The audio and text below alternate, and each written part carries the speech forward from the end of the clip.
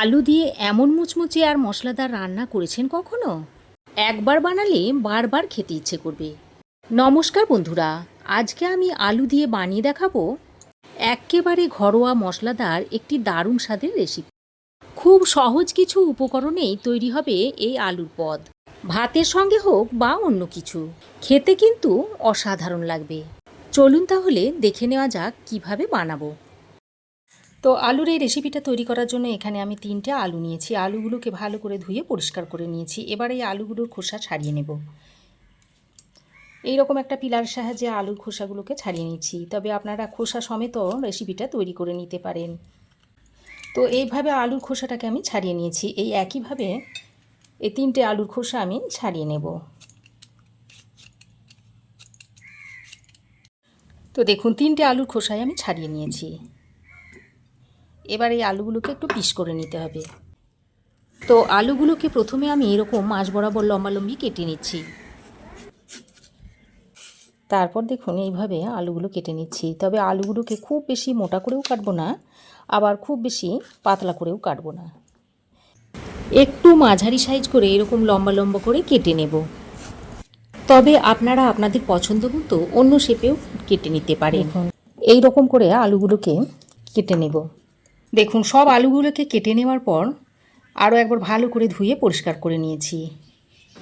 এবার আমি এর মধ্যে অল্প পরিমাণে একটু নুন দিয়ে দিচ্ছি। নুন দিয়ে আলুটাকে এইভাবে মিশিয়ে রেখে দিচ্ছি। এতে করে আলুটা নরম হয়ে যাবে আর আলুটা খুব তাড়াতাড়ি ভাজা হয়ে যাবে। তো নুনটা দিয়ে আলুটাকে 5 মিনিট মতো রেখে দেব। এতে করে আলু থেকে একটা জল বেরিয়ে পড়বে আর আলুটা বেশ কিছুটা নরম হয়ে যাবে। এবার আমি একটা মশলা তৈরি করে নেব। তার জন্য একটা মিক্সিং জার নিয়ে নিয়েছি। এখন এই মিক্সিং জারের মধ্যে দিয়ে দিচ্ছি কয়েক টুকরো রসুন, দিয়ে দিচ্ছি 2টো শুকনো লঙ্কা, 1 চামচ দিয়ে দিচ্ছি গোটা ধনে, 1 চামচ দিয়ে দিচ্ছি গোটা জিরে, 1 চামচ পরিমাণ দিয়ে দিচ্ছি গোটা গোলমরিচ, হাফ চামচ মতো গোটা কালো সর্ষে দিয়ে দিলাম, আর অল্প একটু কারি পাতা দিয়ে দিচ্ছি, আর 2 কুচো মতো আদা দিয়ে দিচ্ছি। এবার জল ছাড়াই এটাকে একটু দানা দানা করে বেটে নেব। তো দেখুন বন্ধুরা, এই রকম একটু দানা দানা করে মশলাটাকে বেটে নিয়েছি। আর ঠিক এই রকমই একটু দানা দানা করে মশলাটাকে বেটে নিতে হবে। এবার আমি রান্নাটা করার জন্য গ্যাস অন করে কড়াই গরম করে দিয়ে দিচ্ছি সর্ষের তেল। আমি রান্নাটা সর্ষের তেলেই করছি, আর এই আলু ভাজাটা সর্ষের তেলে করলে খেতে খুবই ভালো হয়। এবার আমি এই তেলের মধ্যে ফোড়নে দিয়ে দিচ্ছি হাফ চামচ পরিমাণ গোটা জিরে, হাফ চামচের থেকে একটু কম দিয়ে দিচ্ছি কালো জিরে, সামান্য পরিমাণে একটু জোয়ান দিয়ে দিলাম। এবার ফোড়নটাকে নেড়েচেড়ে মিশিয়ে নিয়ে এর মধ্যে কেটে রাখা আলুগুলো দিয়ে দিচ্ছি। ওই যে আলুটাকে আমি কাটার পর নুন মাখিয়ে 5 মিনিট রেস্টে রেখে দিয়েছিলাম, সেই আলুটা এখানে জল চিপে দিয়ে দিচ্ছি। তো বন্ধুরা, আজ আমি একটা ভাজা আলু রেসিপি আপনাদের তৈরি করে দেখাচ্ছি।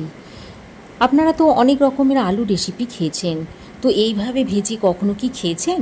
যদি খেয়ে না থাকেন তো একবার আপনারা এইভাবে তৈরি করে খেয়ে দেখবেন, মুখে স্বাদ লেগে থাকবে। তো আলুটাকে কিছুক্ষণ এইভাবে ভেজে নিয়ে আলুর মধ্যে স্বাদ মতো নুন দিয়ে দিচ্ছি। আগেও আমি আলুটাকে নুন দিয়ে ম্যারিনেট করে রেখে দিয়েছিলাম, সেই বুঝে নুনটা এখানে দিয়ে দিলাম। আর ওরই সঙ্গে অল্প পরিমাণে একটু হলুদের গুঁড়ো দিয়ে দিলাম। তারপর এই নুন আর হলুদের গুঁড়োটা দিয়ে আলুর সঙ্গে আবারও ভালো করে মিশিয়ে নিচ্ছি। তো এখন একটা ঢাকনা লাগিয়ে আলুটাকে কিছুক্ষণ ভেজে নিচ্ছি। তো ঢাকা দিয়ে আমি 3-4 মিনিট মতো রেখে দিয়েছিলাম। আলুর গায়ে দেখুন একটা সুন্দর কালার এসেছে।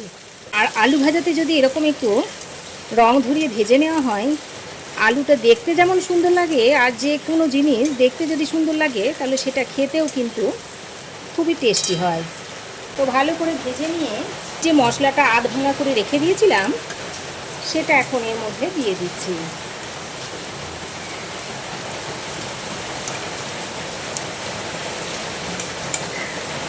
দেখুন 3টে আলুর পরিমাণে আমি মশলাটাকে তৈরি করে নিয়েছিলাম, সব মশলাটা দিয়ে দিয়েছি।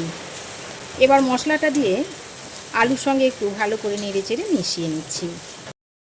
এবার আলুর মধ্যে যাতে মশলাটা খুব ভালোভাবে মিশে যায় সেজন্য আমি ওই যে মিক্সিতে মশলাটা বেটে নিয়েছিলাম সেই মিক্সিতেই অল্প পরিমাণে একটু জল দিয়ে এখানে দিয়ে দিলাম। তবে জলটা সামান্য পরিমাণেই দেবেন, খুব বেশি দিলে হবে না, খুব বেশি দিলে আবার আলুগুলো গলে যাবে। তারপর দেখুন এইভাবে নেড়েচেড়ে মিশিয়ে নিয়ে আরও 2 মিনিট মতো ঢাকা দিয়ে রেখে দিচ্ছি।